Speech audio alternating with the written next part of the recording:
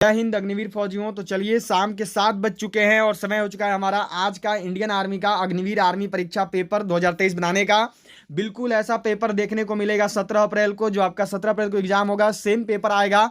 Army GD tradesman का special class देखो, 17 अप्रैल 2023 army परीक्षा के लिए आपका चल रहा है, आर्मी ऑनलाइन परीक्षा के लिए। पैटर्न सबको याद रखेंगे आपके। देखो, जीके के 15 सवाल होते हैं, जीएस के 15 सवाल होते हैं, मैथ के 15 सवाल और रीजनिंग के 5 सवाल, टोटल 50 सवाल रहेंगे।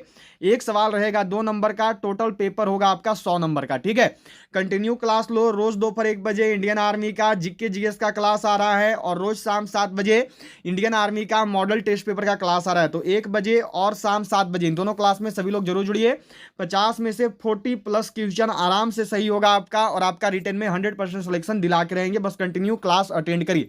तो चलिए, जल्दी से सारे लोग क्लास को लाइक कर देंगे, सभी शेयर कर देंगे अपने सभी दोस्तों तक, और जिन्होंने भी अभी तक भी चैनल को सब्सक्राइब नहीं किया है वो सभी सब्सक्राइब करके बेल आइकन को ऑल पर जरूर सेट कर लेंगे। तो चलिए शुरू करते हैं।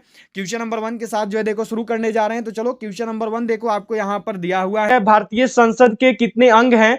How many organs are there in the Indian parliament? How many ang are there in the Indian parliament? 2, 3, 4 या फिर 1? जो भारतीय संसद है, जो भारतीय पार्लियामेंट है, उसके कुल कितने अंग हैं? चलिए सबको ही करेंगे और बताएंगे यहाँ पे क्या होगा। जल्दी से भी शेयर जरूर करेंगे अपने और फ्रेंड्स के साथ, सभी जरूर शेयर कर दीजिएगा। उसके साथ साथ सभी लाइक बटन जरूर प्रेस करेंगे और जिन्होंने अभी तक भी चैनल को सब्सक्राइब नहीं किया है वो सभी जो है चैनल को सब्सक्राइब करके बेल आइकन को ऑल पे जल्दी से सेट कर देंगे। तो चलिए जल्दी से बताइएगा क्या होगा इसका राइट आंसर। भारतीय संसद के कितने अंग हैं? तो देखो, जब भी आपसे भारतीय संसद के अंग पूछे ना, तो अंग में याद रखना कुल 3 अंग हैं। ठीक है, कौन कौन से अंग हैं? तो एक है देखो आपका राज्यसभा, ठीक है, दूसरा होता है आपका लोकसभा, ये हो गए, और तीसरे में होते हैं हमारे देखो राष्ट्रपति। सबको जरूर ध्यान में रखना, ये 3 अंग हैं संसद के। ठीक है, और यदि कभी संसद के सदन पूछ दे तो सदन में याद रखना केवल ये 2 होंगे। ठीक है, सदन 2 है और अंग कुल 3 है। ठीक है, तो याद रखना है सबको, अंग बोलेगा तो 3 और सदन बोलेगा तो 2। ठीक है, चलो अगले सवाल पे बढ़ेंगे, जो कि यहाँ पे आपको दिया हुआ है। देखो, अगला सवाल जो है ये आपसे यहाँ पे किया गया है कि निम्न में से कौन सी नदी अमरकंटक के पठार से नहीं निकलती है? Which one of the following rivers does not originate from the Amarkantak plateau? Godavari, Narmada, Tawa या फिर सोन? निम्न में से वह कौन सी नदी है जो कि अमरकंटक के पठार से नहीं निकलती है? क्या होगा राइट आंसर? सभी को करना है और बिल्कुल सही कर बताना है। तो चलिए जल्दी से आंसर करेंगे और सभी लोग बताएंगे क्या होगा यहाँ पे राइट आंसर। सभी लोग करिए और बताइएगा क्या होगा। तो निम्न में से वह नदी जो कि अमरकंटक के पठार से नहीं निकलती है वो है देखो गोदावरी। क्या हो गया राइट आंसर? तो ऑप्शन ए गोदावरी होगा। चलो नेक्स्ट क्वेश्चन पे बढ़ेंगे। अगला सवाल जो है यह देखो आपको यहाँ पे दिया गया है। नेक्स्ट क्वेश्चन है आपका कि साइलेंट वैली नेशनल पार्क किस भारतीय राज्य में स्थित है? Silent valley national park is located in which Indian state? चलिए बताइएगा यहाँ पे, जो आपकी साइलेंट वैली नेशनल पार्क है यह कहां पे स्थित है? पश्चिम बंगाल में या फिर उत्तराखंड में या फिर देखो आपकी मध्य प्रदेश में या फिर केरल में? जो साइलेंट वैली नेशनल पार्क है यह कहां पे स्थित है? क्या होगा राइट आंसर? तो जो साइलेंट वैली नेशनल पार्क है यह देखो कहां पे है, तो यह स्थित है केरल में। क्या हो गया राइट आंसर? तो ऑप्शन डी केरल। चलो अगले सवाल पे बढ़ेंगे, जो कि यहाँ पे आपका यह देखो आपको दिया गया है। क्वेश्चन है आपका यहाँ पे कि दयानंद सरस्वती द्वारा स्थापित है, फाउंडेड बाय दयानंद सरस्वती, ब्रह्म समाज, आर्य समाज, प्रार्थना समाज या फिर बहुजन समाज? निम्न में से वह कौन सा है जो कि दयानंद सरस्वती जी के द्वारा स्थापित है? क्या होगा राइट आंसर? सभी लोग करेंगे और बिल्कुल सही बताएंगे। तो चलिए जल्दी से आंसर करिएगा और सबको ही बताइएगा क्या होगा यहाँ पे राइट आंसर। तो दयानंद सरस्वती के द्वारा जो स्थापित है वो क्या है? तो वह है देखो आर्य समाज। क्या हो जाता है राइट आंसर? तो ऑप्शन बी आर्य समाज। ठीक है, चलो अगले सवाल पे बढ़ेंगे। ये जो है आपको यहाँ पे दिया गया है। नेक्स्ट क्वेश्चन है देखो आपका यहाँ पे क्या क्वेश्चन है आपका कि भारत में पहली बार जनगणना कब हुई थी? When was the first census conduct in India? 1861, 1872, 1881 या फिर 1882? निम्न में से कब जो है भारत में पहली बार जनगणना करी गई थी? भारत में जो पहली बार जनगणना है यह कब हुई थी? क्या होगा राइट आंसर? सभी को करना है और बिल्कुल सही बताना है। तो चलिए जल्दी से करेंगे और सबको ही बताएंगे। तो भारत में जो पहली बार जनगणना है यह देखो हुई थी 1872 में। क्या हो जाएगा आंसर? तो ऑप्शन बी 1872। ठीक है, चलो अगले सवाल पे बढ़ेंगे, जो कि यहाँ पे आपका देखो नेक्स्ट क्वेश्चन आपको दिया गया है।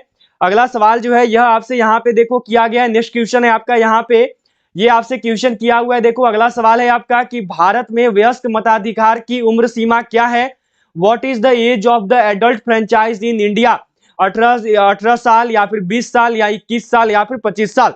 इस क्वेश्चन को ऐसे भी दिया जाता है कि भारत में वोट करने की न्यूनतम सीमा क्या है। ठीक है, क्वेश्चन इसको ऐसे भी किया हुआ इंडियन आर्मी ने कि वोट की न्यूनतम सीमा कितनी है, वोट डालने की न्यूनतम सीमा कितनी है।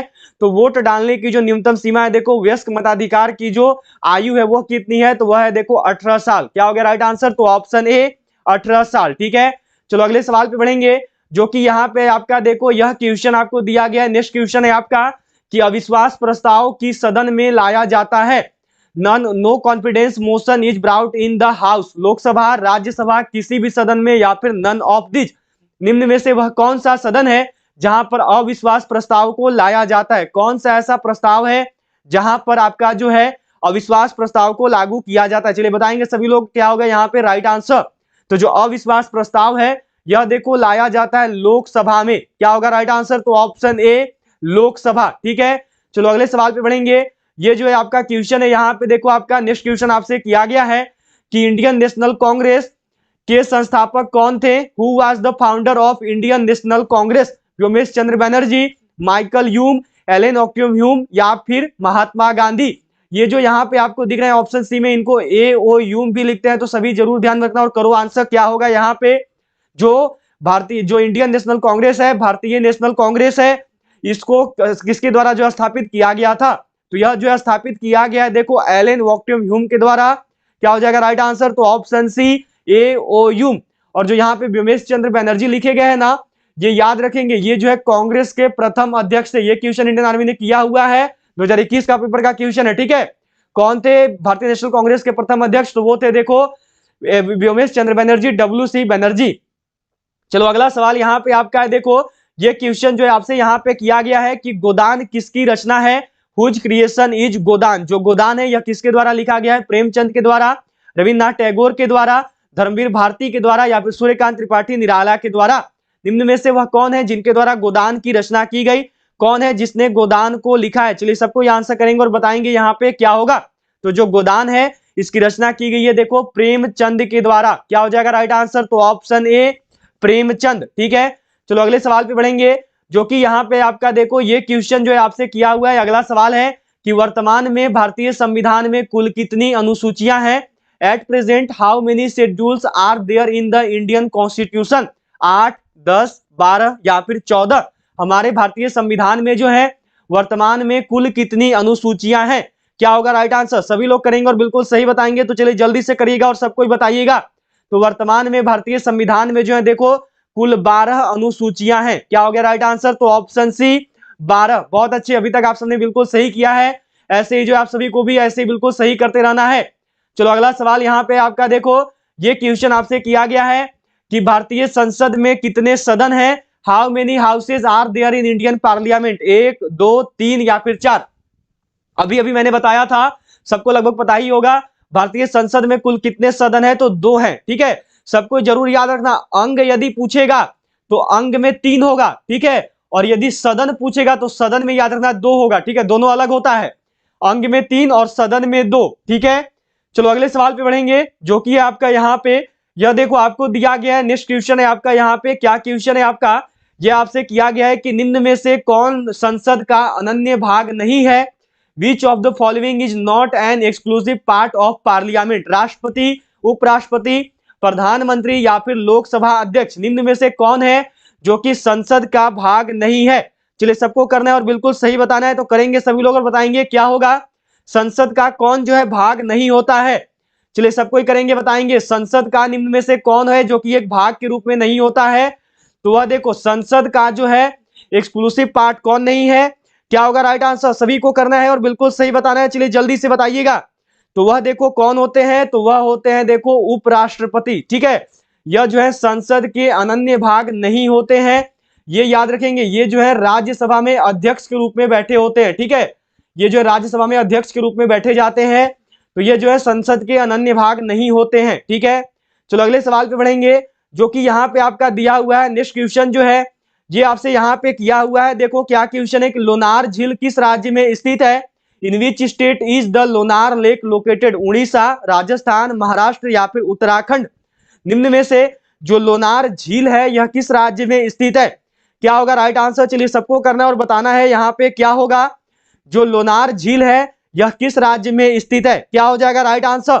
सभी को करना है और बिल्कुल सही बताना है। तो चलिए जल्दी से करेंगे और बताएंगे कि जो लोनार लेक है, जो लोनार झील है, यह किस राज्य में स्थित है। चलिए जल्दी से करिएगा सबको, बहुत ही इंपॉर्टेंट क्वेश्चन है, इंडियन आर्मी ने बहुत बार किया हुआ है। तो यह जो है देखो स्थित है महाराष्ट्र में। बिल्कुल सही, आप सबके आंसर बिल्कुल सही आ रहे हैं। क्या हो जाएगा राइट आंसर? तो महाराष्ट्र, ऑप्शन सी। चलो अगले सवाल पे बढ़ेंगे। ये आपका दिया हुआ है, देखो उज्जैन किस नदी के किनारे स्थित है? Ujjain is situated on the bank of which river? Narmada, Tawa, Tapi या फिर सिप्रा? जो उज्जैन है यह किस नदी के किनारे स्थित है? चलिए सबको करना है और बिल्कुल सही बताना है। तो जल्दी से करेंगे और बताएंगे क्या होगा यहाँ पे राइट आंसर। जो उज्जैन है यह किस नदी के किनारे स्थित है? तो जो उज्जैन है यह देखो किस नदी के किनारे है? तो जो उज्जैन है यह स्थित है सिप्रा नदी के किनारे, या फिर इसी को जो है झिप्रा भी लिखते हैं। तो याद रखिएगा सबको, सिप्रा या फिर झिप्रा दोनों मिल जाए तो सही होता है। ठीक है, चलो आपके जो है 15 जो आपके जो है नेक्स्ट क्वेश्चन आपका यहाँ पे दिया हुआ है, देखो 15 नंबर सवाल जो है ये है आपका यहाँ पे कि भारत में योजना आयोग का गठन हुआ। Planning commission was formed in India March 1948 में, मार्च 1949 में, मार्च 1950 में या फिर मार्च 1951 में। भारत में जो योजना आयोग है इसका गठन कब किया गया था? क्या होगा राइट आंसर? सभी को करना और बिल्कुल सही बताना है। तो जल्दी से करेंगे और सबको बताएंगे क्या हो जाएगा इस क्वेश्चन का राइट आंसर। जल्दी से करिएगा और सबको बताइएगा। तो भारत में जो योजना आयोग है इसका गठन कब हुआ? तो योजना आयोग का जो गठन है यह देखो हुआ था मार्च 1950 में। बहुत अच्छे, आप सभी ने बिल्कुल सही आंसर किया है। तो चलिए जीके के जो है 15 क्वेश्चंस आपको करवा दिए गए हैं। अब आप सबसे ऐसी उम्मीद होगी कि आप सब जीएस में भी ऐसे ही अपना परफॉर्मेंस दोगे, जो जीएस के 15 क्वेश्चन आपके आने वाले हैं। तो चलो 16 नंबर सवाल है आप दिया हुआ है, देखो कि बिजली के बल्ब का फिलामेंट किस तत्व का बना होता है? What is filament an electric bulb made of? Copper, iron, lead या फिर टंगस्टन? चलिए सबको बताएंगे और करेंगे क्या होगा यहाँ पे। बिजली के बल्ब का जो फिलामेंट है यह किस तत्व का बना होता है? तो बिजली के बल्ब का जो फिलामेंट है यह देखो बना होता है टंगस्टन का। क्या हो गया राइट आंसर? तो ऑप्शन डी टंगस्टन। चलो अगले सवाल पे बढ़ेंगे। नेक्स्ट क्वेश्चन आपका यहाँ पे दिया हुआ है, ये सवाल है देखो कि एलपीजी का पूरा नाम क्या है? What is the full name of LPG?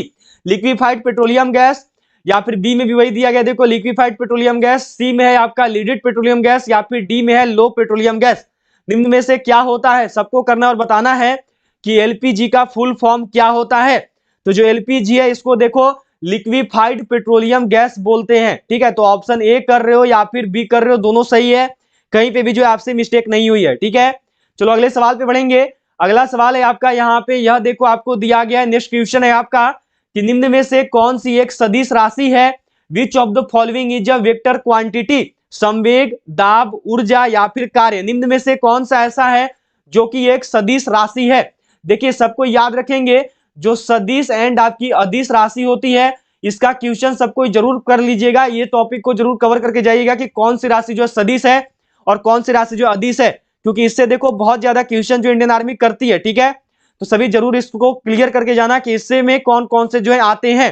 चलिए बताएंगे सभी लोग क्या होगा। तो यहां पर जो सदिश राशि है वो कौन है? तो वो है देखो आपकी संवेग। जो संवेग है यह एक सदिश राशि है। ठीक है, चलो अगले सवाल पे बढ़ेंगे। ये आपका यहाँ पे दिया गया है, देखो अगला सवाल जो है ये आपसे यहाँ पे किया हुआ है।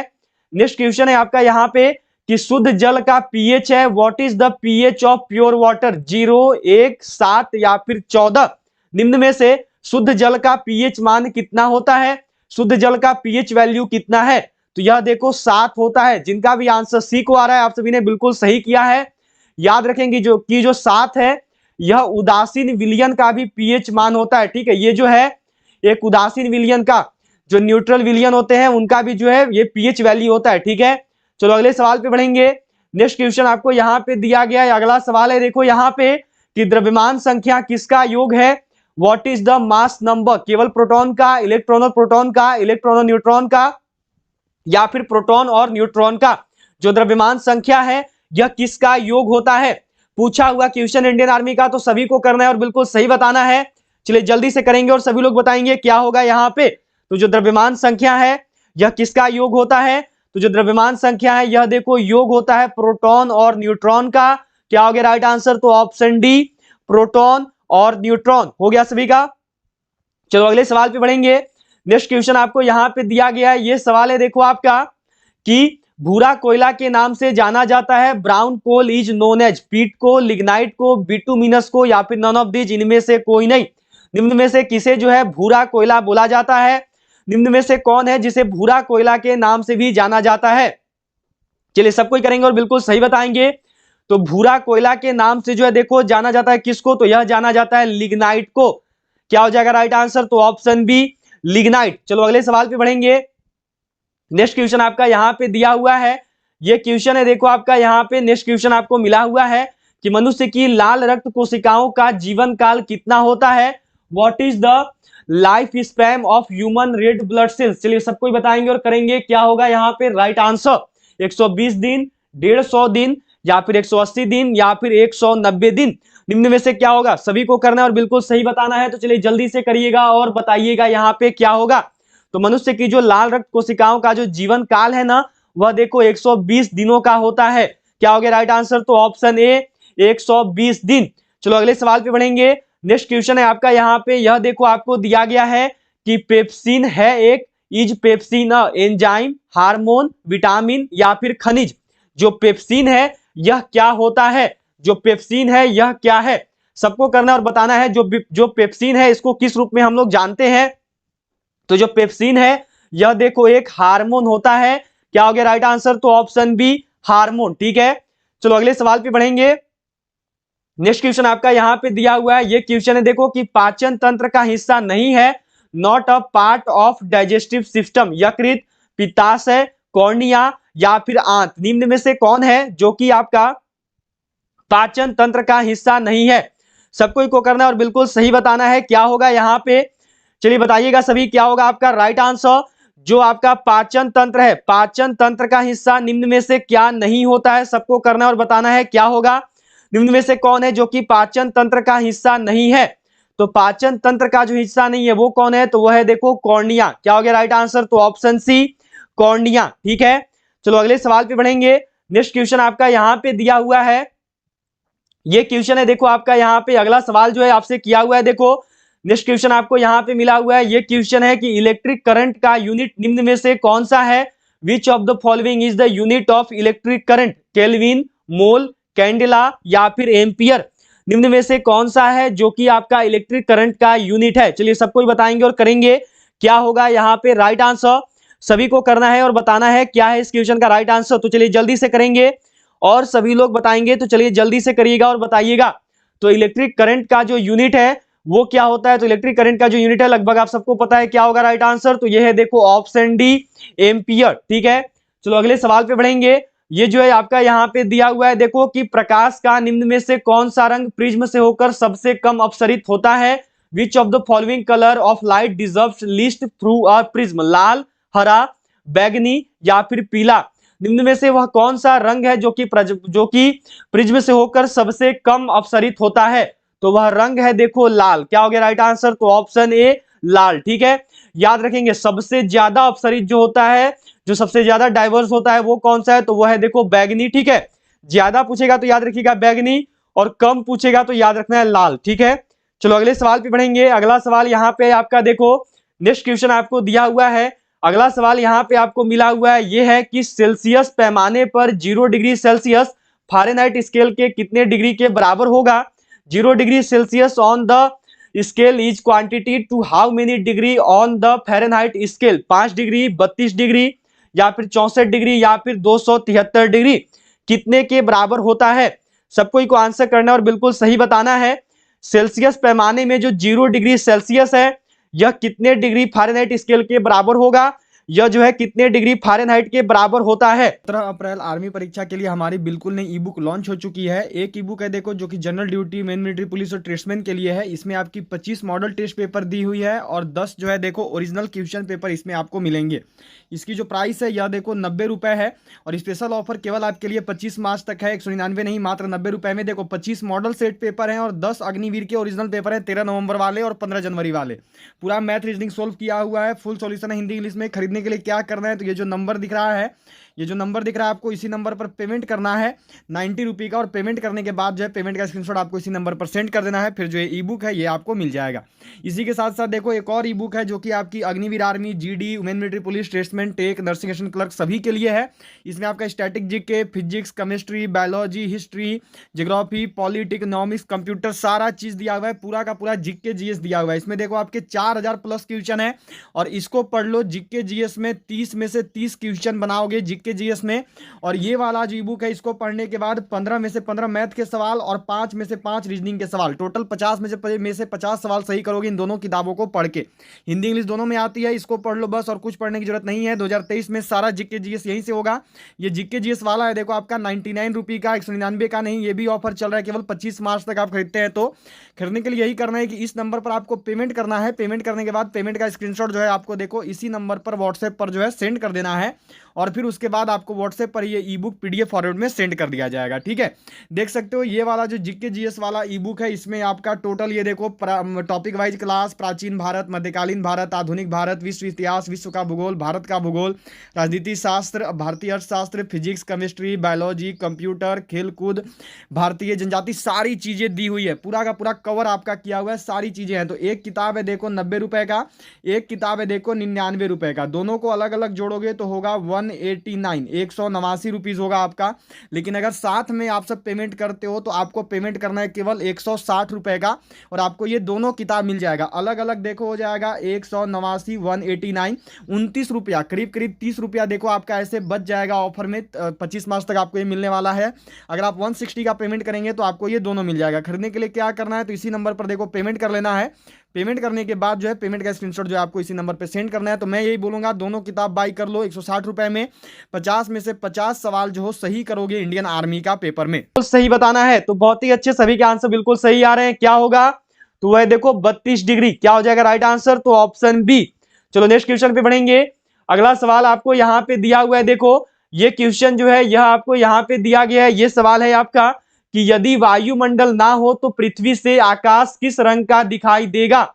If there is no atmosphere what colour will the sky appear from the earth. काला, नीला, बैग नारंगी या फिर लाल।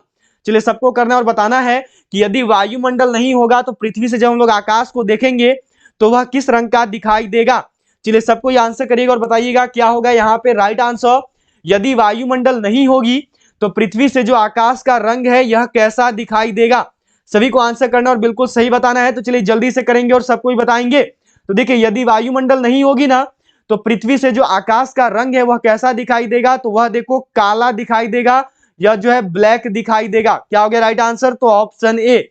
चलो नेक्स्ट क्वेश्चन पे बढ़ेंगे। अगला सवाल है आपका यहाँ पे, यह देखो आपको दिया हुआ है। नेक्स्ट क्वेश्चन है आपका यहाँ पे कि बर्फ का दाब बढ़ाने से उसका गलनांक, if melting point is in increasing the pressure of ice, घट जाएगा या फिर बढ़ जाएगा या परिवर्तित रहेगा या फिर शून्य हो जाएगा। क्या होगा राइट आंसर। बर्फ का दाब बढ़ाने से जो है उसके गलनांक के साथ क्या होता है। सभी को आंसर करना और बिल्कुल सही बताना है। तो ये जो क्वेश्चन है यहाँ पे, ये क्वेश्चन देखो आपके लिए आज का होमवर्क रहेगा। ठीक है, आप सभी का जो है यहाँ पे ये क्वेश्चन आज का होमवर्क रहेगा। ठीक है, सभी को जो इसका आंसर है कमेंट बॉक्स में करना है कि बर्फ का दाब बढ़ाने से जो है उसके गलनांक के साथ क्या होता है। ठीक है, ये जो है आपका आज का होमवर्क रहेगा। सभी लोग जो इसका आंसर होमवर्क में करेंगे। चलो अगले सवाल पे बढ़ेंगे। ये सवाल है आपका यहाँ पे देखो, नेक्स्ट क्वेश्चन आपसे किया गया है कि ग्रांड ट्रंक सड़क जोड़ती है, ग्रांड ट्रंक रोड कनेक्ट्स। चलिए बताइएगा क्या होगा, कोलकाता व मुंबई को, या फिर दिल्ली व चेन्नई को, या कोलकाता व अमृतसर को, या फिर लुधियाना व तिरुपति को। जो ग्रांड ट्रंक सड़क है यह किसको जोड़ती है। चलिए सबको बताइएगा क्या होगा यहाँ पे राइट आंसर।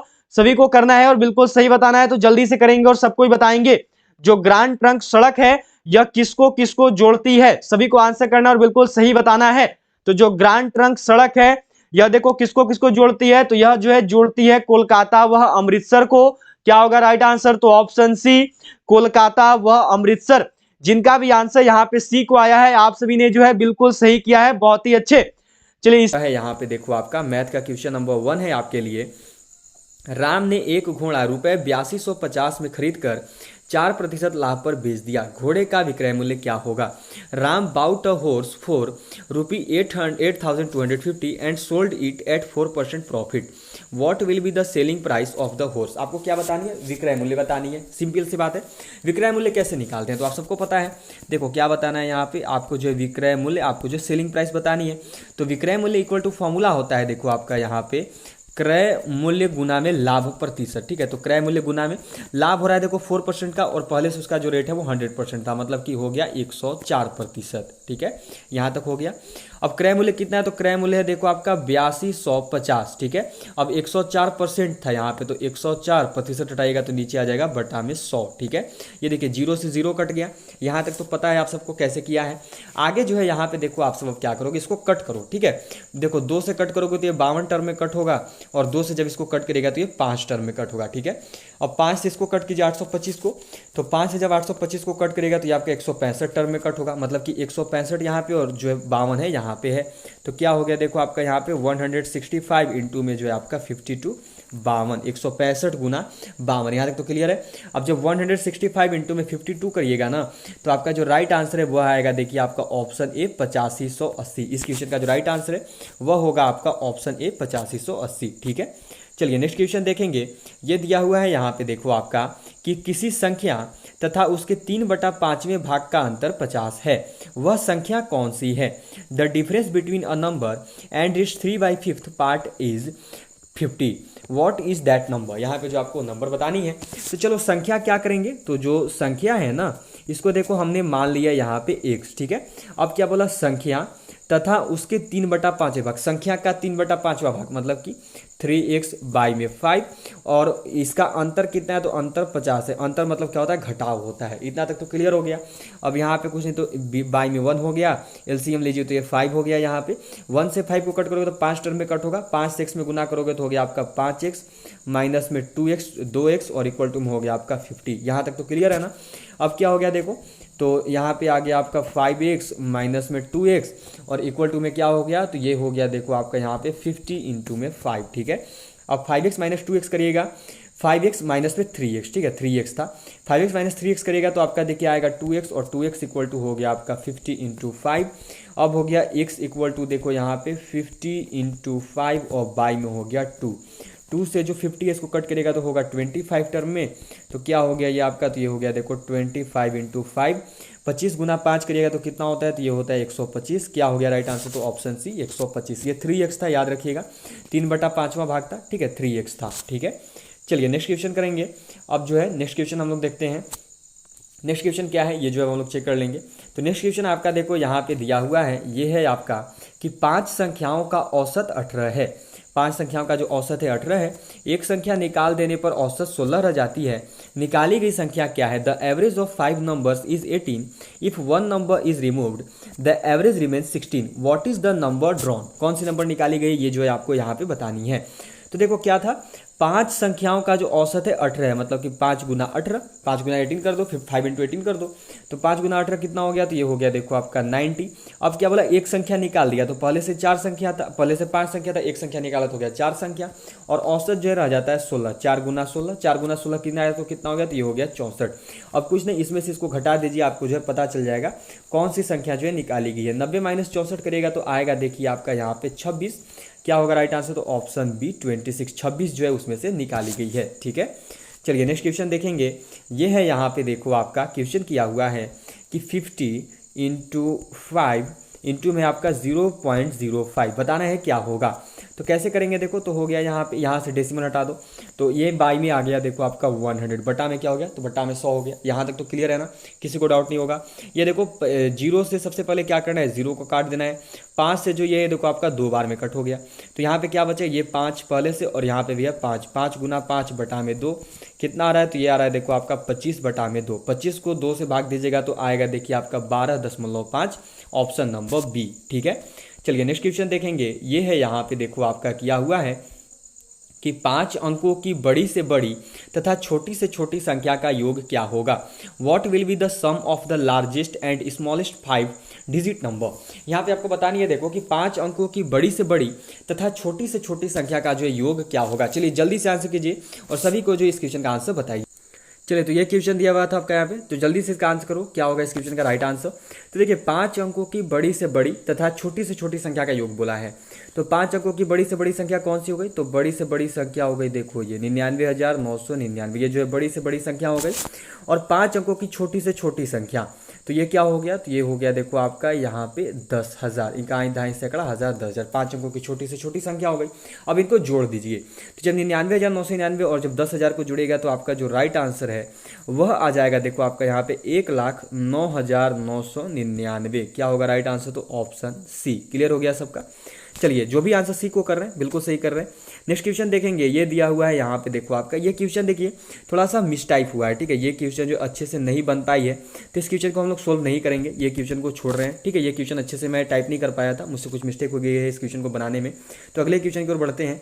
ये दिया हुआ है यहाँ पे देखो आपका कि यदि A/B=4:7 तथा B/C=5:9 हो तो ज्ञात करिए A/C। क्या दिया हुआ है देखो यहाँ पे, A/C मतलब हो गया A/B, A/B बराबर है 4/7। नेक्स्ट में B/C, B/C मतलब B/C, B/C इक्वल टू है 5/9, ठीक है। अब जो दिया उसको निकालते हैं, तो देखो A/B गुना में क्या हो गया B/C इक्वल टू में हो गया देखो आपका 4/7 और गुना में है 5/9, ठीक है। देखिए B से B जो है कट जाएगा, तो A/C आ गया ना। और 5 चौका कितना होता है, तो 5 चौका होता है देखो आपका 20 और 9 सते होता है 63, मतलब कि A/C बराबर कितना आ रहा है, तो 20/63 आ रहा है, ठीक है। A/C इक्वल टू कितना हो गया, तो 20/63 हो गया, मतलब कि A/C इक्वल टू हो गया आपका 20/63। क्या राइट आंसर होगा, तो ऑप्शन ए 20/63 हो गया। सबका सही गया होगा ऑप्शन ए। चलिए नेक्स्ट क्वेश्चन देखेंगे, ये है आपका यहाँ पे 2/3, 4/7, 5/8 में से कौन सा बड़ा है, मतलब कि 2/3। तो पहले 2/3 को तोड़ो, तो जब 2/3 को तोड़िएगा ना, तो देखिए ये आपका आएगा 0.666, ठीक है। आपने 2/3 को तोड़ा, अब जो है नेक्स्ट डिजिट की ओर बढ़िए, उसको भी तोड़िए। 4/7 दिया हुआ है, 4/7 है, इसको भी तोड़ो। इसको तोड़ोगे तो ये देखो आपका यहाँ पे आएगा 0.571, ठीक है। अगले वाले में क्या दिया, 5/8 दिया हुआ है, इसको भी तोड़ो। इसको जब तोड़ोगे तो ये आएगा आपका देखो 0.625। अब बड़ा कौन सा है, सबसे बड़ा कौन सा है, ये जरा मेरे को बताओ। ये तो सबसे छोटा हो गया, ये देखो 62 है, 66 है, तो बड़ा कौन सा है, तो बड़ा हो गया 2/3, मतलब कि 2/3। ऑप्शन ए जो है इस क्वेश्चन का राइट आंसर है। चलिए नेक्स्ट क्वेश्चन करेंगे, ये है आपका यहाँ पे देखो, यदि √2x, ये क्वेश्चन कुछ इस प्रकार से लिखा हुआ है, देखिएगा √2 इसका पावर में है x, ठीक है, और x जो है रूट के अंदर है। अब इक्वल टू में आपका क्या दिया, तो ये दिया हुआ है देखो 256, इसको जो आपको सोल्व करना है। अब क्या करोगे, कुछ भी नहीं, देखो √2 में x है इक्वल टू 256 जो है, ये देखो 2 का 8 पावर में करोगे तो 256 आता है। 2 टू दी पावर जब 8 करिएगा तो 256 आता है। अब कुछ भी नहीं, ये जो रूट है ना, रूट को जो है इधर भेज दीजिए, ठीक है, उस तरफ। तो जब रूट को उस तरफ भेजोगे तो यहाँ पे तो 2 का पावर x रहेगा ही, और जब ये उधर जाएगा तो ये स्क्वायर के रूप में जाएगा। तो यहाँ पे 2 टू दी पावर 8 था, इसका हो जाएगा स्क्वायर, क्योंकि ये जो रूट है ये इधर स्क्वायर में आएगा। यहाँ तक तो सबको को क्लियर है ना, किसी को भी देखो यहाँ पे जो है दिक्कत नहीं होगा, ठीक है। यहाँ तक आ चुके हो सब कोई। अब जब यहाँ पे आ गए तो अब देखिए क्या होगा आपका, तो क्या था, तो देखो 2 का पावर x था और इक्वल टू में जो है 2 टू दी पावर 8 और इसका भी पावर जो है 2 था, ठीक है। अब क्या हो गया, देखो 2 टू दी पावर x 2।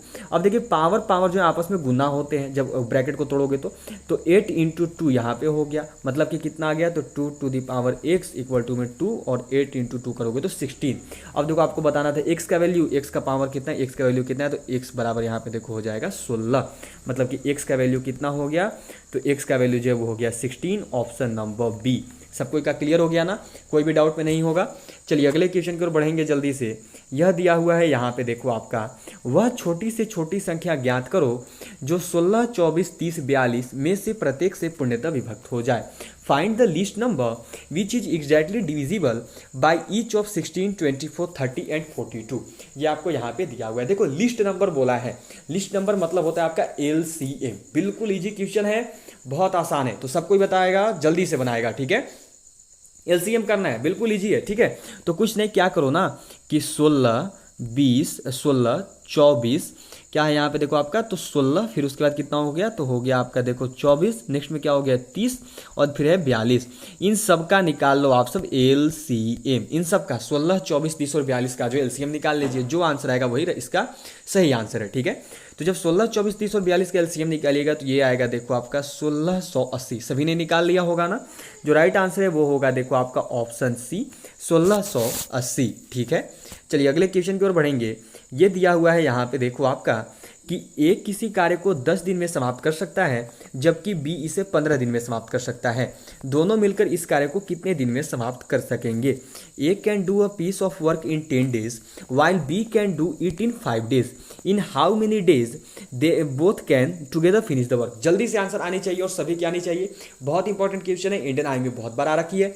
जिन्होंने भी अभी तक क्लास को सेशन को लाइक नहीं किया, किसका इंतजार करो, लाइक करो, शेयर करो अपने फ्रेंड्स के साथ, सभी को जरूर जोड़ो और चैनल को सब्सक्राइब करके बेल आइकन को ऑल पे जरूर सेट कर देना। क्लासेज की रूटीन सभी ध्यान में रखें। रोज दोपहर 1 बजे आपका इंडियन आर्मी का जीके जीएस का टॉपिक वाइज क्लास लेता हूं और रोज शाम 7 बजे इंडियन आर्मी का ओरिजिनल प्रीवियस ईयर पेपर या फिर आपको प्रैक्टिस सेट जो है सोल्व करवाया जाता है। तो चलिए आंसर कीजिए क्या होगा। तो ऐसे क्वेश्चंस को बनाने का 2 तरीका होता है। पहले एक एक दिन का काम निकाल लीजिए, फिर उनको जोड़ दीजिए, आंसर आ जाएगा। नहीं तो फिर एक और तरीका है, देखो जब इस प्रकार का क्वेश्चन होता है, एक फॉर्मूला होता है A इंटू बी बाई में A प्लस बी, इस पर जो है निकाल दीजिए। तो A इंटू बी, तो ये जो पहला वाला है ये A हो गया, मतलब कि 10, B क्या हो गया, तो B ये देखो 15 हो गया, 10 गुना में हो गया देखो आपका 15 बटा में A प्लस बी, ठीक है। तो मतलब क्या हो गया, तो नेक्स्ट में हो गया देखो आपका 10 प्लस में 15, ठीक है। तो 10 गुना 15 करोगे तो ये हो गया देखो आपका यहाँ पे 150, और जब 10 प्लस 15 कीजिएगा तो ये हो गया देखिए आपका 25। 25 से जब 150 को भाग दीजिएगा तो ये देखिए आपका 6 बार में कट हो जाएगा, मतलब कि 6 दिन में जो है वो लोग मिलके उस काम को पूरा कर देगा A और B, ठीक है। चलिए नेक्स्ट क्वेश्चन करेंगे। ये है आपका देखो यहाँ पे जो नेक्स्ट क्वेश्चन किया हुआ है, ये है आपका एक साइकिल सवार 4 मीटर प्रति सेकंड की चाल से 3 घंटे 20 मिनट में कितने किलोमीटर की दूरी तय कर सकेगा?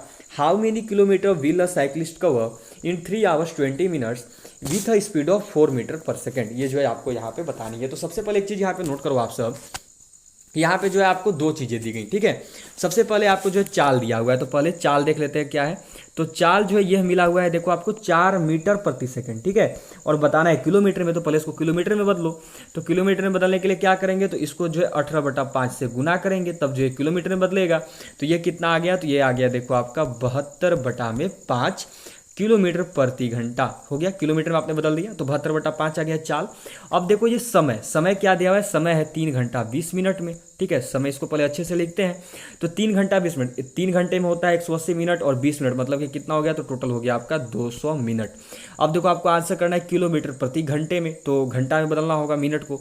तो 200 मिनट एक मिनट में होते हैं, 1 घंटे में होते हैं 60 मिनट, तो 60 से भाग देना होगा।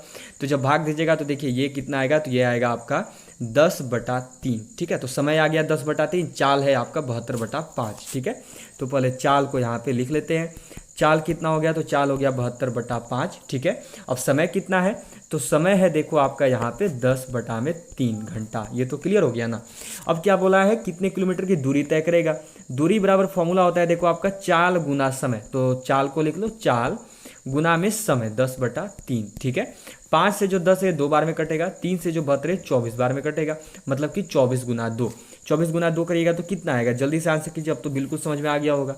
24 गुना 2 करेंगे तो आएगा 48, मतलब कि वो जो है 48 किलोमीटर की दूरी को तय करेगा, ठीक है। चलिए नेक्स्ट क्वेश्चन देखेंगे। ये है आपका यहाँ पे कि 5 किलोमीटर प्रति घंटे की चाल से चलकर एक व्यक्ति एक पुल को 15 मिनट में पार कर लेता है। पुल की लंबाई कितनी है? Walking at a speed of 5 kilometre per hour a man crosses a bridge in 15 minute. What is the length of the bridge? Bridge की लंबाई आपको यहाँ पे बतानी है कि जो ब्रिज है वह कुल कितना लंबा है। बहुत इजी क्वेश्चन है और सभी के आंसर जो है यहाँ पे आनी चाहिए। देखो क्या करेंगे, तो व्यक्ति की चाल, पहले चाल लिखिए, ठीक है। पहले चाल लिखते हैं। तो चाल देखो क्या दिया हुआ है यहाँ पे, पुल की लंबाई पूछा है। पुल की लंबाई जो मीटर में व्यक्त करते हैं और ये दिया हुआ है किलोमीटर प्रति घंटे में। इसको पहले मीटर में बदलो। तो मीटर में बदलने के लिए जो है देखिए 5/18 से गुना करते हैं, ठीक है, 5/18 से। तो ये कितना आ गया, तो चाल हो गया देखो आपका यहाँ पे 25/18, ठीक है। चाल आ गई 25/18 मीटर प्रति सेकेंड, ठीक है। अब क्या बोला है, तो पुल को 15 मिनट में पार कर रहा है। अब देखो ये क्या है, तो ये मीटर प्रति सेकेंड है, ठीक है। और आपको समय कितना मिला हुआ है, तो समय मिला हुआ है देखो देखो यहाँ पे 15 मिनट, और ये है सेकंड में, तो सेकंड में बदलना होगा मिनट को, तो मिनट को सेकंड में बदलने के लिए क्या करेंगे, तो 15 गुना पे जो है 1 मिनट में 60 सेकंड होता है, तो 60 से गुना करेंगे, 15 गुना 60। ठीक है, यहाँ तक क्लियर हो गया। अब बिल्कुल ईजी है, आपको दूरी बताना है। ठीक है, इतने समय में तय की गई दूरी निकालनी है, तो चलो दूरी निकालते हैं। तो दूरी बराबर फॉर्मूला क्या होता है, दूरी बराबर फॉर्मूला होता है देखो चाल गुना में समय। तो चाल कितना था, तो चाल था आपका देखो 25/18, और समय कितना था, तो समय आपने निकाला है क्या, तो 15 गुना में 60। ठीक है, यहाँ तक तो किसी को डाउट नहीं होगा ना। देखिए जब 3 से कट करेगा तो होगा 5 टर्म में, 3 से जब कट करेगा तो 6 टर्म में, 6 से ये कट हो जाएगा आपका 10 टर्म में, मतलब कि 25 गुना 5 और गुना में आपका कितना हो गया, तो ये हो गया आपका यहाँ पे 10, 25 25 होता है 125, 125 गुना 10 करिएगा तो ये आएगा आपका 1250। ठीक है, चलिए अगला क्वेश्चन देखते हैं। ये है आपका यहाँ पे देखो, एक वर्ग का क्षेत्रफल 6050 वर्ग मीटर है, इसके विकर्ण की लंबाई क्या होगी। The area of a square is 6050 square metre, what will be the length of its diagonal. आपको यहाँ पे विकर्ण की लंबाई बतानी है। अब देखिए वर्ग का जो क्षेत्रफल है वो दो तरीके से निकलता है, तो यहाँ पे आपसे विकर्ण की लंबाई पूछा है, तो विकर्ण वाला जो क्षेत्रफल है वो पहले यहाँ पे क्षेत्रफल लिख लेते हैं। ठीक है, तो क्षेत्रफल कितना है, तो ये है देखो आपका 6050। विकर्ण के साथ जो वर्ग का क्षेत्रफल निकलता है 1/2 इंटू डी स्क्वायर वाले फॉर्मूले से, हो गया देखो आपका 6050।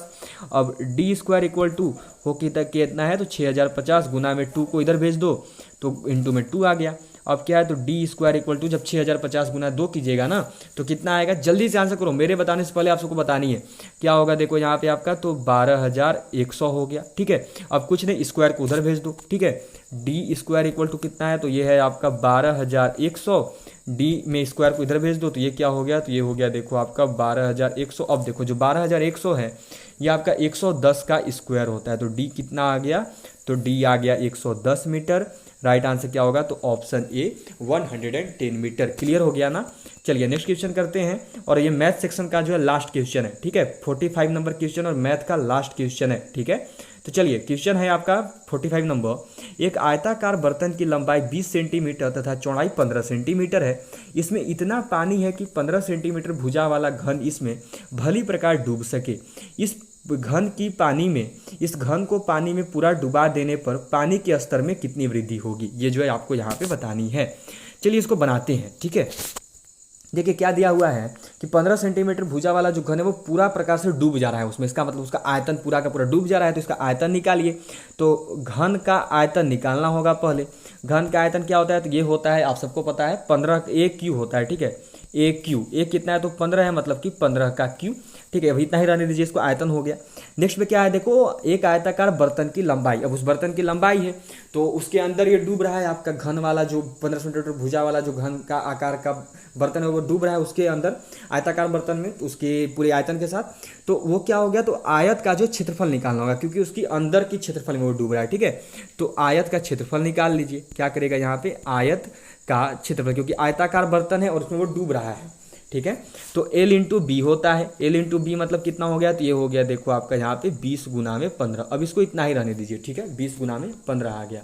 ठीक है, हमने घन वाले का आयतन क्यों निकाला, क्योंकि वो पूरा का पूरा डूब जा रहा था, इसलिए उसका आयतन निकालेंगे। अब आयत जो यहाँ पे दिया था आयताकार बर्तन का, उसका क्षेत्रफल क्यों निकाला, क्योंकि उसके अंदर वो डूब रहा है तो उसका क्षेत्रफल निकालेंगे। ठीक है, यहाँ तक क्लियर हो गया। अब क्या बोला, पानी के स्तर में वृद्धि कितने की होगी। ठीक है, वृद्धि बतानी है, तो वृद्धि इक्वल टू क्या होगा ना, आयतन, जो आयतन है उसको यहाँ पे लिख लो, मतलब कि 15 का क्यू, तो क्या हो गया 15 गुना 15 गुना 15, और बटा में जो है आयत का क्षेत्रफल तो कितना है, तो ये है आपका यहाँ पे 20 गुना में 15। 15 से देखिए 15 कट हो जाएगा, यहाँ पे जो है देखो ये 3 बार में कट होगा 5 से, और ये जो है 4 बार में। ठीक है, तो 15 गुना 3 बटा में 4। ठीक है, 15 गुना 3 और बटा में हो गया आपका 4। 15 तिया कितना होता है, तो ये होता है आपका देखो 45 बटा में 4। अब जब 45 को 4 से कट करेगा तो ये देखिए आपका कट हो जाएगा 11.25, 11.25 बार में। क्या होगा राइट आंसर, तो ऑप्शन ए 11.25। क्लियर हो गया ना सबका, इतने सेंटीमीटर की जो है उसमें वृद्धि हो जाएगी। ठीक है, सबका क्लियर हो गया, इतने स्तर की जो उसमें वृद्धि हो जाएगी। चलो तो यहाँ पे सबका हो चुका है। 15 क्वेश्चन देखो आपके जीके के हो चुके हैं। ठीक है, 15 क्वेश्चन जो है आपके जीएस के भी हो गए, और 15 क्वेश्चन जो आपके मैथ्स के भी हो गए। एक क्वेश्चन कम रहा मैथ का, क्योंकि वो मैंने गलत टाइप किया था, तो लेकिन मतलब कि समझो तो 15 हो चुके हैं। ठीक है, चलिए अब आगे बढ़ते और अब जो है 5 क्वेश्चन रीजनिंग रहेंगे, और अब जो आपका लास्ट सेक्शन है सेक्शन डी, यदि रिया एक लड़की की ओर इशारा करते हुए यह कहती है कि वह मेरे मामा की इकलौती बहन का पुत्र है, तो उस लड़के का रिया से क्या संबंध है? If Riya pointing to be a boy says that he is the son of the only sister of my maternal uncle, then how is the boy related to Riya? Riya का उस लड़के से क्या संबंध है? देखो, रिया एक लड़की की ओर इशारा करते हुए यह करे कि वह मेरी मामा की इकलौती बहन, तो मामा की बहन कौन लगती है? तो मामा की बहन या तो माँ लगेगी या तो मौसी लगेगी, यही दो में से कोई एक होगी। अब मामा की इकलौती बहन है, इसका मतलब वो तो माँ ही हो गई ना। अब माँ का पुत्र, ठीक है, इकलौती बहन का पुत्र मतलब कि माँ का पुत्र। अब माँ का बेटा कौन लगता है? तो माँ का बेटा जो है बहन का भाई लगता है। क्या होगा राइट आंसर? तो ऑप्शन डी, ब्रदर, भाई। क्लियर हो गया सबका? जिनका भी डी आ रहा है बिल्कुल सही बता रहे हो। चलिए नेक्स्ट क्वेश्चन करेंगे। ये दिया हुआ है यहाँ पे आपका, विषम की पहचान करें, आइडेंटिफाइड द ऑड, मदुरई, गया, अजमेर या चेन्नई। चलिए जल्दी से आंसर कीजिएगा सब कोई। अब देखिए क्लास एंड करने की ओर आ चुके हैं, और यदि अभी तक भी आपने लाइक बटन प्रेस नहीं किया तो जल्दी से प्रेस करो, शेयर करो अपने और भी फ्रेंड्स के साथ, उनको भी हमारी सभी क्लासेस के साथ जरूर जुड़िए। और जो भी चैनल पे नए होंगे या जिन्होंने अभी तक चैनल को सब्सक्राइब नहीं किया है वो सब्सक्राइब करके बेल आइकन को ऑल पे जरूर सेट कर दीजिएगा। चलिए आंसर बताइए, इनमें जो है कौन सा अलग है? देखिए मदुरई, गया, अजमेर और चेन्नई। जो मदुरई, गया और अजमेर हैं ये तीनों के तीनों देखिए एक शहर हैं या फिर एक जिला है किसी न किसी स्टेट के। लेकिन जो चेन्नई है ये एक राजधानी है, ठीक है। चेन्नई क्या है? तो चेन्नई जो एक राजधानी है। तो इस प्रकार अलग कौन हो गया? तो अलग हो गया आपका ऑप्शन डी, चेन्नई, ठीक है। चलिए नेक्स्ट क्वेश्चन करेंगे। ये है आपका यहाँ पे देखो, Howrah bridge Calcutta, Jantar Mantar what. Howrah bridge Calcutta, next दिया हुआ है जंतर मंतर वॉट। क्या होगा राइट आंसर? तो ये देखो, ये क्वेश्चन में क्या कहना चाह रहा है कि जिस प्रकार हावड़ा ब्रिज कलकत्ता से संबंधित है उसी प्रकार जो जंतर मंतर है वो किससे संबंधित है? हरियाणा से, बिहार से, झारखंड से या फिर दिल्ली से, किससे जो है संबंधित है? तो देखिए जिस प्रकार हावड़ा ब्रिज कलकत्ता में है उसी प्रकार जो जंतर मंतर है यह आपका दिल्ली में है। क्या हो गया राइट आंसर? तो ऑप्शन डी, दिल्ली, ठीक है। चलिए नेक्स्ट क्वेश्चन ये है आपका यहाँ पे, यदि कैन को NACB लिखा जाता है तो फ्लाई को क्या लिखा जाएगा? If can is coded as NACB then what will fly be written as, ठीक है। अच्छा यहाँ पे जो ऑप्शन है थोड़ा गलत हो गया है तो ऑप्शन पे ध्यान मत दीजिएगा, ऑप्शन जो है गलत है, आप लोग खुद से आंसर बताइएगा इसका आंसर क्या होगा, ठीक है। देखिए क्या लिखा है इसने, CAN, कैन को जो है इसने लिखा है NAC और फिर लगा दिया है B। देखिए कुछ नहीं किया है, पीछे से जो है आगे की ओर लिख दिया, NAC लिख दिया। अब जो पहला डिजिट था उसका जो पीछे वाला आएगा, जैसे इसके पीछे B होता तो B को यहाँ पे लिख दिया है, ठीक, अल्फाबेटिकल ऑर्डर में। नेक्स्ट में क्या है देखो आपका FLY, तो इधर से आएगा, ठीक है। तो क्या हो गया आपका देखो यहाँ पे YLF, ठीक है। अब F के पीछे क्या होगा अल्फाबेटिकल ऑर्डर में? तो वो होता है E, तो यहाँ पे क्या लगा दोगे? तो यहाँ पे लगा दोगे E, YLFE। ये जो इस क्वेश्चन का राइट आंसर है। चलिए आज का लास्ट क्वेश्चन है, क्वेश्चन नंबर 50, और इसी के साथ जो आपका आज का मॉडल पेपर खत्म हो जाएगा। क्या दिया हुआ है देखिए यहाँ पे आपका कि 9, 7, 10, 8, अगले में है वॉट। क्या होगा? देखिए इसको कुछ इस प्रकार से देखिएगा कि ये एक स्टेप आगे चल रहा है। 9 से 7 आने में क्या किया है ना, 9 से 10 आने में एक जोड़ा, ठीक है। फिर जो है 7 से 8 जाने में एक जोड़ा। तो अब एक डिजिट आप भी यहाँ से देखो, यहाँ से एक डिजिट ने छोड़ के चला था तो यहाँ से भी एक डिजिट छोड़ के यहाँ पे आओ, तो यहाँ पे क्या करोगे? प्लस में 1, तो 10 और 1 क्या हो गया? तो ये हो गया यहाँ पे 11। इस प्रकार इस क्वेश्चन का क्या राइट आंसर है? तो वो है ऑप्शन सी, 11, ठीक है। सबका क्लियर होगा, किसी को भी जो है यहाँ पे डाउट नहीं होगा। चलिए हो गया सभी का। तो इसी के साथ देखो आज के 50 क्वेश्चन हो चुके हैं। सबको ही अपना स्कोर जरूर बताएगा कि आपने कितना स्कोर किया। 17 अप्रैल आर्मी परीक्षा में 50 में से 50 सवाल सही करना चाहते हो तो हमारी बिल्कुल नई ई बुक, 2 ई बुक आ चुकी है। एक है GD मेन मिलिट्री पुलिस टेस्टमैन के लिए, इसमें आपके 25 मॉडल टेस्ट पेपर दिए हुए हैं, 10 अग्निवीर ओरिजिनल पेपर दिए हुए हैं, मैथ रीजनिंग पूरा का पूरा सोल्व किया हुआ है, हिंदी इंग्लिश दोनों में। ये 25 मॉडल टेस्ट पेपर और 10 अग्निवीर ओरिजिनल पेपर वाला आपको देखो मिल रहा है मात्र 90 रुपए में। खरीदने के लिए क्या करना है, तो ये जो नंबर दिख रहा है आपको इसी नंबर पर पेमेंट करना है, फोन पे, पेटीएम, गूगल पे से। पेमेंट करने के बाद पेमेंट का स्क्रीनशॉट इसी नंबर पे व्हाट्सएप पे भेज देना, फिर ये आपको सेंड कर दिया जाएगा PDF फॉर्मेट में। अगला जो ई बुक है हमारा ये है देखो आपका यहाँ पे Agniveer army GD men military police tradesman tech nursing assistant clerk का static GK, physics, chemistry, biology, history, geography, political, economics, computer, 4000 question है, पूरा का पूरा GK GS का निचोड़ है। इसको इसको पढ़ लो, 30 में से 30 जीके जीएस का सवाल सही करके आओगे, कोई दिक्कत नहीं होगा। देखो हिंदी इंग्लिश दोनों में आता है, इसको पढ़ लो बस। जीके जीएस 2023 में और कहीं से नहीं आएगा, सारा का सारा जीके जीएस यहीं से होने वाला है। ये है देखो मात्र 99 रुपए का, ये भी आपको मिल रहा है केवल 25 मार्च तक। खरीदने के लिए यही करना है कि ये जो नंबर दिख रहा है इसी नंबर पर आपको पेमेंट करना है, फोन पे, पेटीएम, गूगल पे से पेमेंट करने के बाद ये आपको पीडीएफ फॉर्मेट में सेंड कर दिया जाएगा। तो एक है देखो 90 रुपए का, एक है देखो आपका 99 रुपए का, दोनों अलग अलग लोगे। दोनों अगर अलग अलग लेते हो तो आपको हो जाएगा 189 रुपीज, जो कि आपको अगर साथ में लोगे तो इसके जगह 189 की जगह पेमेंट करना है केवल 160 रुपए का। तो अलग अलग होता है देखो 189, 189, साथ में करने पर हो जाएगा 160 का केवल। टोटल आपके करीब करीब 30 रुपए कम हो जा रहे हैं। तो 160 रुपए में आपको ये दोनों किताब मिल रहा है। खरीदने के लिए क्या करना है तो 160 का पेमेंट कर लेना इसी नंबर पे, और पेमेंट करने के बाद फोन पे, पेटीएम से पेमेंट करने के बाद पेमेंट का स्क्रीनशॉट इसी नंबर पर सेंड कर देना, फिर ये ई बुक आपको सेंड कर दिया जाएगा।